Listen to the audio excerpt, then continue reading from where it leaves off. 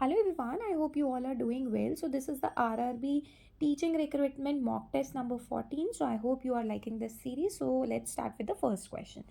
एक बच्चा है, उसकी एबिलिटी है कि वो एब्स्ट्रैक्ट कंसेप्ट को सीख रहा है, तो कौन सी स्टेज में वो सीखेगा? अर्ली, मिडिल, एडोलसेंस या इन्फांसी? देखो इन्फांसी में भी नहीं सीखेगा, अर्ली में भी नहीं सीखेगा, ठीक है, तो एडोलसेंस तक आते आते वो सीख जाएगा।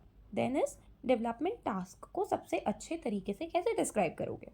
स्टैंडर्डाइज टेस्ट से, स्किल और कॉम्पिटेंसी से, जेनेरिक प्री डिस्पोजिशन से, जेनेटिक मतलब उसने क्या जेनेटिकली अचीव किया है, पेरेंट्स से क्या उसमें कैरेक्टरिस्टिक आए हैं, या क्लासरूम असाइनमेंट से? तो correct answer for this question is skill and competency basis से। Which of the following is a potential implication of deviation in social emotional development?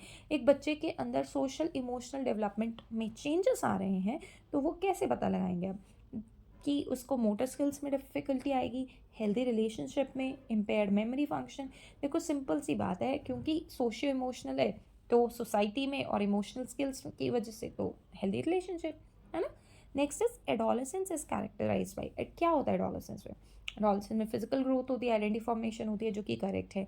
Stable emotional states नहीं, बहुत ज़्यादा इमोशनल स्विंग्स होते हैं। Decrease cognitive नहीं, increase हो जाती है कॉग्निटिव एबिलिटी। और सोशल इंटरेक्शन तो सबसे ज़्यादा होता है। The correct answer is a.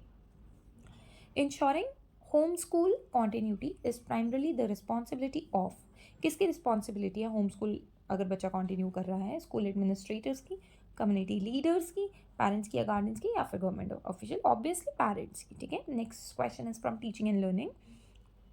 In a behaviourist classroom discipline को मेंटेन कैसे करेंगे आप? ओपन डायलॉग से, कंसिस्टेंट रिवॉर्ड देकर, पनिशमेंट देकर, कोलैबोरेटिव प्रॉब्लम सॉल्विंग, या इंडिविजुअल काउंसलिंग? देखो अगर हम बात करें ना बिहेवियरिस्ट क्लासरूम की, तो हमेशा यहाँ पर बोला है डिसिप्लिन इज ऑफर्ड मेंटेन, क्योंकि यहाँ पर बिहेवियर की वजह से आप उसको चेंजेस लेकर आ रहे हो। तो बिहेवियरिस्ट के अंदर आप हमेशा रिवॉर्ड्स और पनिशमेंट देकर, ठीक है, आप डिसिप्लिन को मेंटेन करते हो, राइट। सिर्फ और सिर्फ बिहेवियरिस्ट में, क्योंकि आपको क्या लगेगा, अच्छा उसको रिवॉर्ड मिला है तो अब मैंने चुप रहना है, ठीक है, डिसिप्लिन मेंटेन करना है।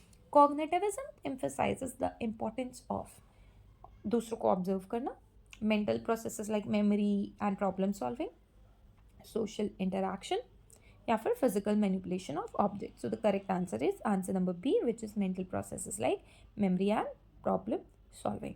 क्रिएटिंग लर्निंग स्पेसेस, ऐसी स्पेसेस क्रिएट करना स्कूल में, उसमें क्या करेंगे आप? डेस्क को रोज में लगा देंगे, इन्वायरमेंट क्रिएट करेंगे जिसमें बच्चा एक दूसरे से इंटरैक्ट करेगा, एक्सप्लोर करेगा, टेक्नोलॉजी बंद कर देंगे, एक्सेस नहीं करने देंगे, या फिर एक शांत एटमॉस्फेयर में बिठाएंगे? So the correct answer is B.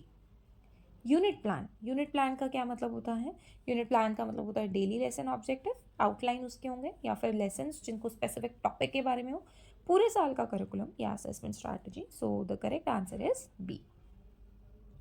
Next is assessment as learning. देखो हमने कौन कौन सी पढ़ी है? फॉर लर्निंग, और कौन सी पढ़ी है? Of learning. तो फोर से फॉर्मेटिव होती है, ऑफ से समेटिव होती है, और जो बच गया एज होती है सेल्फ लर्निंग। तो फैक्ट्स लर्न नहीं कराने, सेल्फ असेसर, यस, ठीक है, ना ही टीचर का फीडबैक के लिए ऊपर ही रहना है, सिर्फ और सिर्फ अपनी लर्निंग को रिफ्लेक्ट बैक नहीं करना है, अवॉइड करना है, वो भी गलत हो गया। क्लासरूम ऑब्जर्वेशन एंड फीडबैक क्यों ज़रूरी है? ताकि स्ट्रिक्ट डिसिप्लिन बना रहे, कॉन्टीन्यूसली इम्प्रूवमेंट हो बच्चे के अंदर, एक स्टैंडर्ड बना दिया मेथड का, सिर्फ और सिर्फ टीचिंग मेथड का, या फिर टीचर की ऑटोनॉमी खत्म कर दिया? So the correct answer is to promote continuous improvement. Instructional material, instruction material कैसे हो गए? जैसे AV aids, audio visual aids, books, है ना। तो ये सारे रिसोर्सेज हैं, किस बेसिस पे आप सेलेक्ट करेंगे? कॉस्ट के बेसिस पे, लर्निंग ऑब्जेक्टिव अलाइन कर भी रहे हैं बच्चे की नीड के साथ, ये तो नहीं है फोर्थ क्लास का सिलेबस बच्चा फिफ्थ में ही कर रहा है, और क्योंकि वो अलाइन ही नहीं हो पा रहा है तो बच्चे को मुश्किल आ रही है फोर्थ में पढ़ने के लिए। एस्थेटिक अपील कर रहा है, सुंदर लग रहा है, अच्छा लग रहा है तो ले लिया, है ना। या फिर देयर पॉपुलैरिटी अमंग टीचर्स। तो बेसिकली बच्चे की नीड के अकॉर्डिंगली होना चाहिए। अगर आज आप कोई भी NCERT या कोई भी बुक उठाते हैं फोर्थ की, फिफ्थ की, तो आप देखेंगे कि उनके अंदर सिलेबस जो होगा ना वो सेम रहेगा, है ना। A team builder in school leadership, एक टीम बिल्डर है उसको क्या करना चाहिए? Centralise decision making, collaboration, minimum staff interaction, सबसे ज़्यादा होना चाहिए आपका collaboration and shared goals. Instructional leadership, instructional में तो क्या होगा? इंस्ट्रक्शन देना, जो कि किसी को भी पसंद नहीं है ना। तो इन्फोर्सिंग डिसिप्लिनरी रूल्स, स्कूल की फैसिलिटी मेंटेन करना, इम्प्रूविंग लर्निंग आउटकम्स या फिर manage school finances. So that is your instructional leadership में सिर्फ और सिर्फ यही चाहिए होता है. यहाँ पे ना बेसिकली आना तो चाहिए enforcing disciplinary rule. Please let me know this answer in the comment box. According to me instructional leadership D होना चाहिए. इफ़ यू थिंक कि बी आंसर करेक्ट है, so please let me know in the comment box with the correct explanation. Vision building. Vision building यानी किसी भी school का vision क्या होना चाहिए? एक बजट में एक clear future direction. Yes, clear future direction देने वाला ही आपका एक करेक्ट विजन देता है. अचीवमेंट डाटा को यूज़ करके आप क्या करेंगे टीचिंग लर्निंग प्रोसेस में? बच्चे को कभी भी रैंक नहीं करना है. डाटा को आइडेंटिफाई करना है, उसके अकॉर्डिंगली इंप्रूवमेंट के एरियाज ढूंढने विच इज़ करेक्ट. इग्नोर करना data which is wrong. Data को ही यूज़ करना है सिर्फ और सिर्फ, which is again wrong. So answer B is the correct.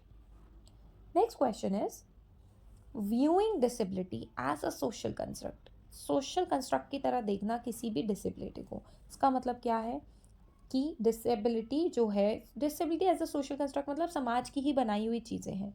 ठीक है, सोसाइटी का ही एटीट्यूड है और सोसाइटी ने ही लिमिटेशन डाल के रखी है विच इज़ करेक्ट. ठीक है, सो इमेजिनरी तो होगी नहीं. So answer number B is correct. Promotive dimension क्या कहता है?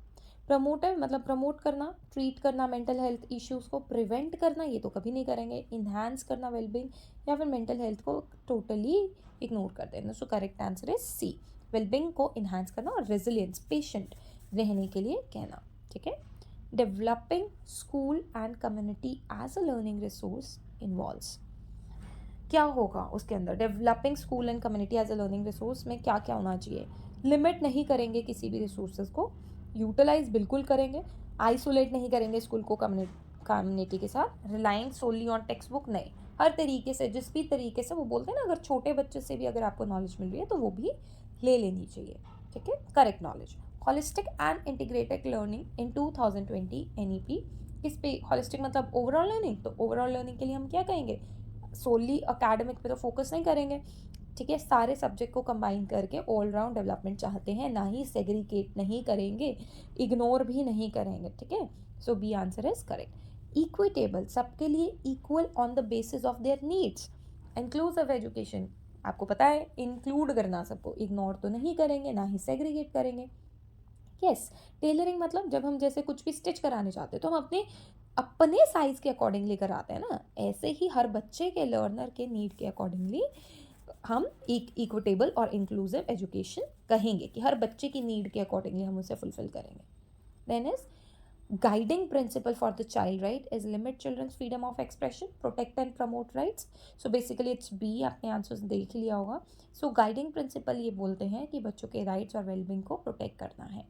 Next is early childhood care which is ECC. इस पर बहुत क्वेश्चन आते हैं इन NEP 2020. वो किसको एम्फोसाइज करता है? It's a optional part of education या फिर फाउंडेशनल लर्निंग का फाउंडेशन है? Waste of resources basically foundation है. अर्ली चाइल्डहुड बोला है ना, तो इट्स अ फाउंडेशन. एक स्कूल करिकुलम में सिर्फ थियोरेटिकल नॉलेज होनी चाहिए, प्रैक्टिकल स्किल्स भी होने चाहिए. स्टैंडर्डाइज टेस्ट, स्टैंडर्डाइज नहीं होना चाहिए. देखो स्टैंडर्डाइज का मतलब ये है मैंने 100 नंबर का पेपर बनाया और वो हर बच्चे के लिए सेम है, तो वो स्टैंडर्डाइज्ड हुआ. बेसिकली ऐसा नहीं होना चाहिए. उस 100 नंबर के क्वेश्चन के पेपर में आप ईजी डाल रहे हो, डिफिकल्ट डाल रहे हो, एवरेज क्वेश्चन डाल रहे हो, उसमें हम बच्चे को देख के चल रहे हैं कि ये भी कर लेगा, ये भी कर लेगा. So that is not standardise. ठीक है, तो करेक्ट आंसर इज बी.